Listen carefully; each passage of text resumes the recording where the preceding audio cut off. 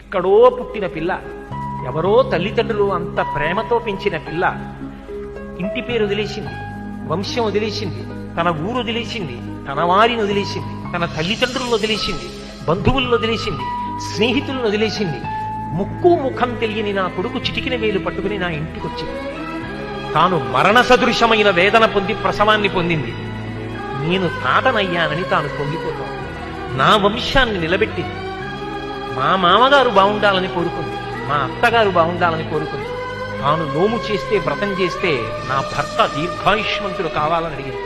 నిద్ర లేచి మంగళసూత్రం కళ్ళకద్దుకుంటే మా ఆయన బాగుండాలని కోరుకుంది.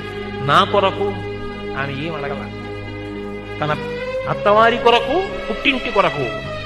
ఆ పిచ్చి తల్లి ఎక్కడో పుట్టిన పిల్ల నా ఇంటికొచ్చి ఇన్ని చేసిందే, ఆ పిల్లగా నాకెక్కువ, నా కొడుకు ఎక్కువ అంటే ఆ పిల్లే నాకెక్కువ, నా కోడలే ఎక్కువ. అందుకే నా తండ్రి నీకు మామ, నా అన్న నీకు బావ, తండ్రితో సమానం. నా తమ్ముడు నీకు మరిది. ఇప్పుడే పుట్టకపోయినా నీకు 2 ఏళ్ల తర్వాత కొడుకు పుట్టినా నీకు కొడుకున్న దాంతో సమానం. ఇదిగొచ్చిన కొడుకుతో సమానం. మా అమ్మకి కొడుకెంతో నీకు మరిదంతే, నీకు కొడుకుతో సమానం. ఇప్పుడు ఆయనకి చెందినవన్నీ ఆమెకు చెందినవైపోతున్నాయి. అర్థమంతా ఆమెదే. Download ShareChat.